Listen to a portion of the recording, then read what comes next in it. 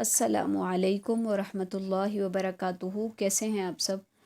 امید ہے کہ آپ سب خیریت سے ہوں گے، ایمان اور صحت کی بہترین حالت میں ہوں گے۔ جی تو آغاز کرتے ہیں اپنے لیسن کا۔ نحمدہ ونصلی علی رسولہ الکریم، اما بعد، اعوذ باللہ من الشیطان الرجیم، بسم اللہ الرحمن الرحیم۔ رب شرح لی صدری ویسر لی امری واحلل عقدۃ من لسانی یفقہ قولی رب زدنی علما رب زدنی علما رب زدنی علما آمین یا رب العالمین۔ بسم اللہ الرحمن الرحیم۔ شہید اللہ، گواہی دی اللہ نے، انہو بے شک وہ، لا الہ نہیں ہے کوئی الہ، الا ہو مگر وہی، والملائکۃ اور فرشتے، واولو العلم اور علم والے، قائماً قائم ہیں، بالقسط ساتھ انصاف کے، لا الہ نہیں ہے کوئی الہ، الا ہو مگر وہی، العزیز غالب ہے، الحکیم حکمت والا ہے۔ گواہی یا شہادت کے معنی بیان کرنے اور آگاہ کرنے کے ہیں، یعنی اللہ تعالیٰ نے جو کچھ پیدا کیا اور بیان کیا، اس کے ذریعے سے اس نے اپنی وحدانیت کی طرف ہماری رہنمائی فرمائی۔ فرشتے اور اہل علم بھی اس کی توحید کی گواہی دیتے ہیں۔ اس میں اہل علم کی بڑی فضیلت اور عظمت ہے کہ اللہ تعالیٰ نے اپنے اور فرشتوں کے ناموں کے ساتھ ان کا بھی ذکر فرمایا ہے، تاہم اس سے مراد صرف وہ اہل علم ہیں جو کتاب و سنت کے علم سے بہرہ ہیں۔ ان بے شک الدین دین، عند اللہ نزدیک اللہ کے، الاسلام اسلام ہے۔ اس آیت کے اندر بتایا جا رہا ہے کہ اللہ تعالیٰ کے نزدیک دین صرف اسلام ہے۔ اسلام کیا ہے؟ اسلام وہی دین ہے جس کی دعوت اور تعلیم ہر پیغمبر اپنے اپنے دور میں دیتے رہے، اور اب اس کی مکمل ترین شکل وہ ہے جو نبی صلی اللہ علیہ وسلم نے دنیا کے سامنے پیش کی، جس میں توحید و رسالت اور آخرت پر اس طرح یقین اور ایمان رکھنا ہے جس طرح نبی صلی اللہ علیہ وسلم نے بتایا۔ اب محض یہ عقیدہ رکھ لینا کہ اللہ ایک ہے یا کچھ اچھے عمل کر لینا، یہ اسلام نہیں ہے، اور نہ ہی اس کے ذریعے آخرت میں نجات ہوگی۔ ایمان اور اسلام اور دین یہ ہے کہ اللہ تعالیٰ کو ایک مانا جائے اور صرف اسی ایک معبود کی عبادت کی جائے، محمد صلی اللہ علیہ وسلم سمیت تمام انبیاء پر ایمان لایا جائے، اور نبی صلی اللہ علیہ وسلم کی ذات پر رسالت کا خاتمہ تسلیم کیا جائے، اور ایمانیات کے ساتھ ساتھ وہ عقائد اور اعمال اختیار کیے جائیں جو قرآن میں یا حدیث میں رسول صلی اللہ علیہ وسلم نے بیان کیے ہیں۔ تو اس دین اسلام کے سوا کوئی اور دین اللہ تعالیٰ کے نزدیک قابل قبول نہیں ہے، کیونکہ سورہ آل عمران میں ہی ایک جگہ اللہ تعالیٰ نے فرمایا ہے کہ وَمَن يَبْتَغِ غَيْرَ الْإِسْلَامِ دِينًا فَلَن يُقْبَلَ مِنْهُ وَهُوَ فِي الْآخِرَةِ مِنَ الْخَاسِرِينَ۔ جو کوئی اسلام کے علاوہ کوئی دین تلاش کرے گا تو وہ اس سے ہرگز بھی قبول نہیں کیا جائے گا، اور وہ آخرت میں خسارہ پانے والے لوگوں میں سے ہوگا۔ اور اسی طرح نبی صلی اللہ علیہ وسلم کی رسالت کے بارے میں بھی سورہ اعراف میں فرمایا کہ قُلْ يَا أَيُّهَا النَّاسُ إِنِّي رَسُولُ اللَّهِ إِلَيْكُمْ جَمِيعًا، کہہ دیجئے اے لوگو، میں تم سب کی طرف اللہ تعالیٰ کا بھیجا ہوا رسول ہوں۔ اور اسی طرح حدیث میں بھی آتا ہے کہ نبی صلی اللہ علیہ وسلم نے فرمایا، قسم ہے اس ذات کی جس کے ہاتھ میں میری جان ہے، جو یہودی یا عیسائی میرے بارے میں سنے پھر مجھ پر ایمان لائے بغیر فوت ہو گیا، وہ جہنمی ہے۔ یہ مسلم کی روایت ہے۔ مزید فرمایا کہ بعثت الی الاحمر والاسود، میں احمر اور اسود یعنی کہ تمام انسانوں کی طرف بھیجا گیا ہوں۔ احمر کا مطلب ہوتا ہے سرخ رنگ والا، اور اسود سیاہ رنگ والا، یعنی کہ سرخ اور سیاہ کہہ کے تمام لوگ مراد لیے گئے ہیں کہ میں تمام انسانوں کی طرف بھیجا گیا ہوں۔ یہی وجہ تھی کہ آپ صلی اللہ علیہ وسلم نے اپنے وقت کے تمام بادشاہوں کو خطوط لکھے جن میں ان کو اسلام قبول کرنے کی دعوت دی۔ وما اور نہیں اختلاف کیا الذین ان لوگوں نے اوت الکتاب جو دیے گئے کتاب الا مگر من سے بعدی بعد ما جو جاءہم آ گیا ان کے پاس العلم علم بغین ضد کی وجہ سے بینہم آپس کی۔ ان کے اس باہمی اختلاف سے مراد وہ اختلاف ہے جو ایک ہی دین کے ماننے والوں نے آپس میں کر رکھا تھا، مثلا یہودیوں کے باہمی اختلافات اور فرقہ بندیاں، اسی طرح عیسائیوں کے آپس کے اختلافات اور فرقہ بندیاں۔ پھر وہ اختلافات بھی مراد ہیں جو اہل کتاب یعنی کہ یہود و نصارہ آپس میں کرتے تھے، اور جس کی بنا پر یہودی نصرانیوں کو، نصرانی یہودیوں کو کہا کرتے تھے، جیسے کہ آپ نے پہلے پارے میں بھی پڑھا ہے کہ تم کسی دین پر نہیں ہو۔ تو نبوت محمدی اور نبوت عیسیٰ علیہ السلام کے بارے میں جو اختلافات ہیں وہ بھی اسی ضمن میں آتے ہیں۔ اس کے علاوہ یہ کہ یہ سارے جو اختلافات تھے یہ کسی دلائل کی بنیاد پر نہیں تھے، یہ محض ان کے حسد اور بغض کی اناد کی وجہ سے تھے۔ یعنی وہ لوگ حق کو جاننے اور پہچاننے کے باوجود محض اپنی خیالی دنیاوی مفادات کے چکر میں غلط بات پہ جمے ہوئے تھے، اور اسی کو وہ دین کہا کرتے تھے، اور ایک دوسرے کی بات کو غلط ثابت کر کے تاکہ ہماری بات صحیح لگے تو آپس میں ہی وہ اختلافات انہوں نے پیدا کر رکھے تھے۔ پھر فرمایا کہ وَمَن یکفر اور جو کوئی کفر کرے بِآیات اللہ، 7 آیات کے اللہ کی، فَإِنَّ اللَّهَ تو بے شک اللہ سریع الحساب جلد لینے والا ہے حساب۔ یہاں ان آیتوں سے مراد وہ آیتیں ہیں جو اسلام کے دین ہونے پر دلالت کرتی ہیں، یعنی جو کوئی ان آیات کا انکار کرے، ان آیات سے کفر کرے جو اسلام کو دین ثابت کرتی ہیں، تو ایسے لوگوں سے پھر اللہ تعالیٰ ہی جلد حساب لینے والا ہے۔ فَإِن پھر اگر حاجو کا وہ جھگڑا کریں آپ سے، فقل تو کہہ دیجئے اسلمت میں نے سپرد کر دیا، وجہیہ اپنا چہرہ، للہ اللہ کے لیے، ومن اتبعنی اور جو کوئی پیروی کرے میری، وقل اور کہہ دیجئے للذین ان لوگوں سے اوتو جو دیے گئے الکتاب کتاب، والامیین اور امیوں سے، اسلمتم کیا اسلام لائے تم، یا ایک معنی ہے کیا اطاعت کرتے ہو تم،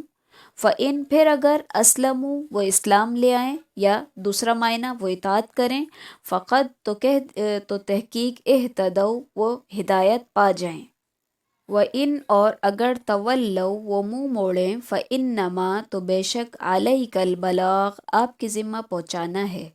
واللہ اور اللہ بصیر دیکھنے والا ہے بالعباد بندوں کو۔ اس آیت کے اندر نبی صلی اللہ علیہ وسلم کو کہا جا رہا ہے کہ اگر وہ آپ کے ساتھ جھگڑا کریں، بحث مباحثہ کریں دین کے بارے میں، تو آپ ان سے کہہ دیں کہ میں نے تو اپنا آپ اللہ کے سپرد کر دیا، اور میرے پیروکاروں نے بھی اپنا آپ اللہ کے سپرد کر دیا۔ وجہیہ کہہ کے پوری ذات مرادے کہ نہیں، ہم نے اپنی ذات اللہ تعالیٰ کے سپرد کر دی ہے، ہم تو اسی کے احکامات کی پیروی کرنے والے ہیں۔ اور پھر یہاں پہ امی کی جمع آ رہی ہے امیین، یعنی ان پڑھ لوگوں سے مراد مشرکین عرب ہیں جو اہل کتاب کے مقابلے میں بالعموم ان پڑھ ہی تھے، کیونکہ جو اہل کتاب تھے وہ پڑھے لکھے لوگ تھے کیونکہ کتاب والے تھے، اور ان کے مقابلے میں اہل عرب جو تھے وہ ان پڑھ تھے، تو اس لیے وہ امی کہلاتے تھے۔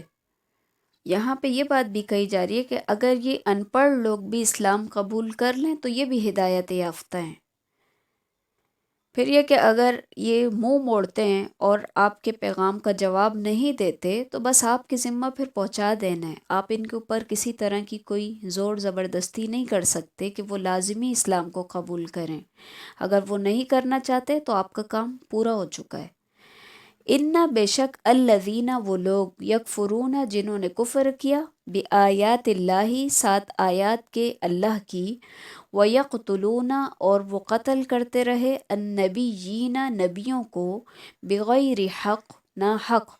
वयक़्तुलूना और उन्होंने कत्ल किया अल्लज़ीना उन लोगों को यअमुरूना जो हुक्म देते थे बिलक़िस्ति इंसाफ का मिनन्नास लोगों में से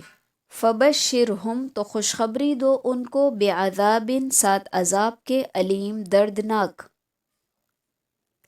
यानी कि उनकी सरकशी और बगावत इस हद तक पहुंच चुकी थी कि सिर्फ नबियों को ही उन्होंने नाहक कत्ल नहीं किया बल्कि उन तक को कत्ल किया जो अदल और इंसाफ की बात करते थे, यानी वो मोमिनीन मुखलिसीन और दायान हक जो अमर बिल मारूफ और नही अनिल मुनकर का फ़रीज़ा सरअंजाम देते थे, उन्होंने उनको भी शहीद किया अम्बिया के साथ साथ। और नबियों के साथ उनका तज़किरा फरमाकर अल्लाह ताला ने इनकी अज़मत और फ़जीलत भी वाज़े कर दी है। इस आयत के अंदर उन लोगों की सज़ा भी बयान की जा रही है जिन्होंने अम्बिया को नाहक कत्ल किया और उन लोगों को भी कत्ल किया जो अमर बिल मारूफ और नही अनिल मुनकर का काम करते थे। तो ऐसे लोगों की सज़ा यहाँ पे है दर्दनाक अज़ाब। उलाइका यही अल्लज़ीना वो लोग हैं हबितत ज़ाया हो गए अमालुहुम आमाल उनके फ़िद दुनिया दुनिया में वल आखिरा और आखिरत में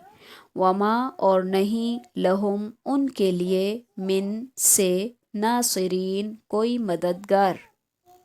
जिन लोगों ने अम्बिया को और दायान हक को नाहक कत्ल किया उनकी एक सज़ा यहाँ पे ये भी बयान की जा रही है कि ऐसे लोगों के अमाल दुनिया और आखिरत में बर्बाद हो गए, क्योंकि अमल जो है वो ईमान के साथ ही काबिल कबूल है। अगर ईमान नहीं है तो अच्छा अमल भी फिर बेकार है। तो इसीलिए यहाँ उनके अमाल जो है वो बर्बाद हो गए दुनिया और आखिरत में, और उनका कोई भी वहाँ पे मददगार नहीं होगा जो उनको अल्लाह ताला के अज़ाब से बचा सके। अलम क्या नहीं तरा तुमने देखा इला तरफ अल्लज़ीना उन लोगों के ऊतू जो दिए गए नसीबन एक हिस्सा मिनल किताबी किताब में से युदआउना वो बुलाए जाते हैं इला तरफ किताबिल्लाही अल्लाह की किताब के लियहकुम बैनहुम ताकि वो फ़ैसला करे उनके दरमियान सुम्मा फिर यतवल्ला मुँह मोड़ लेता है फ़रीक़ुन एक ग्रोह मिनहुम उनमें से वहुम और वो मुअरिदून हैं ही मुँह मोड़ने वाले। इससे मुराद मदीना के वो यहूदी हैं जिनकी अक्सरियत कबूल इस्लाम से महरूम रही और वो इस्लाम और मुसलमानों और नबी सल्लल्लाहु अलैहि वसल्लम के ख़िलाफ़ मुख्तलिफ़ तरह की साजिशों में मसरूफ़ रहे, यहाँ तक कि उनके दो कबीलों को जलावतन किया गया और एक कबीले को कत्ल कर दिया गया, जैसा कि हमने पिछली तफसीर में भी पढ़ा था। ज़ालिका ये बिअन्नहुम बवजह इसके कि बेशक वो कालू कहते हैं लन हरगिज़ नहीं तमस्सना छुएगी हमको अन्नारू आग इल्ला सिवाय अय्यामन दिनों के मादूदात गिनती के वगर्रहुम और धोखे में डाला उनको फ़ी दीनिहिम उनके दीन ने माँ जो कानू थे वो यफ्तरून वो घड़ते, यानी कि किताबुल्लाह के मानने से गुरेज और एराज़ की वजह इनका ये ज़ौम बातिल है कि अव्वल तो वो जहन्नम में जाएंगे ही नहीं, और अगर गए भी तो सिर्फ़ चंद दिन के लिए ही जाएंगे, और इन्हीं मनगढ़ंत बातों ने इनको धोखा और फ़रेब में डाल रखा है, जिसकी वजह से ये ना तो दीन को कबूल करते हैं बतौर दीन यानी इस्लाम को कबूल नहीं करते, और न ही नबी सल्लल्लाहु अलैहि वसल्लम को तस्लीम करते हैं। यही वजूहात हैं कि इनको गलत फहमियों ने घेरा हुआ है कि ये जहन्नम की आग में दाखिल ही नहीं होंगे, और अगर गए भी बिलफ़र्ज़ तो चंद दिन के अलावा इनको अज़ाब नहीं दिया जाएगा। फ़कैफ़ा तो किस तरह, ब्रैकेट होगा हाल होगा, इज़ा जब जमाअनाहुम हम जमा करेंगे उनको लियौमिन एक दिन ला रैब फ़ी नहीं है कोई शक उसमें ववुफ़ियत और पूरा पूरा दिया जाएगा कुल्लु नफ्सिन हर नफ्स माँ जो कसबत उसने कमाई की वहुम और वो ला नहीं युज़लमून जुल्म किए जाएंगे। یعنی قیامت والے دن ان کے یہ دعوے اور غلط عقائد کچھ بھی کام نہیں آئیں گے، اور اللہ تعالیٰ ہر ایک کے ساتھ انصاف والا معاملہ فرمائیں گے، اور کسی کے اوپر کوئی ظلم نہیں ہوگا، اور ہر شخص کو اس کے اعمال کا پورا پورا بدلہ دیا جائے گا۔ قل کہہ دیجئے اللہم اے اللہ، مالکا بادشاہ، الملکی بادشاہت کے، تو دیتا ہے الملک کا بادشاہت، من جس کو تشاء تو چاہتا ہے، وتنزع اور تو چھین لیتا ہے الملک کا بادشاہت، ممن تشاء جس سے تو چاہتا ہے، وتعز اور تو عزت دیتا ہے من تشاء جس کو تو چاہتا ہے، وتذل اور تو ذلت دیتا ہے یا تو ذلیل کرتا ہے من تشاء جس کو تو چاہتا ہے، بیدک الخیر تیرے ہی ہاتھ میں خیر ہے، انکا بے شک تو علی اوپر کلی ہر شیء چیز کے قدیر قادر ہے۔ اس آیت کے اندر اللہ تعالیٰ کی بے پناہ قوت اور طاقت کا اظہار ہے۔ شاہ کو گدھا بنا دے اور گدھا کو شاہ بنا دے، تمام اختیارات کا مالک وہی ہے۔ الخیر بیدک کے بجائے بیدک الخیر کہا گیا، یعنی کہ خبر کی تقدیم سے مفقود تخصیص ہے، یعنی تمام بھلائیاں صرف تیرے ہی ہاتھ میں ہیں، تیرے سوا کوئی بھلائی دینے والا نہیں ہے۔ شر کا خالق بھی اگرچہ اللہ ہی ہے، لیکن ذکر صرف خیر کا کیا گیا ہے، کیونکہ یہاں پہ خیر کا ذکر ہے، شر کا یہاں پہ ذکر نہیں کیا گیا، اس لیے کیونکہ خیر جو ہے وہ اللہ تعالیٰ کے فضل پر ہے مبنی، یعنی فضل ہے اللہ تعالیٰ کا، اور اس کے خلاف شر کا جو ہے یہ انسان کے اپنے اعمال کا بدلہ ہوتا ہے جو کہ اس کو پہنچتا ہے۔ اسی لیے شر بھی جو ہے وہ قضاء اور قدر کا حصہ ہے، جو کہ خیر کے ساتھ ہی ہے۔ کے ساتھ ہی ہمارے آج کے لیسن کا اختتام ہے۔ سبحانک اللہم و بحمدک، نشہد ان لا الہ الا انت، نستغفرک و نتوب الیک۔ السلام علیکم ورحمۃ اللہ وبرکاتہ۔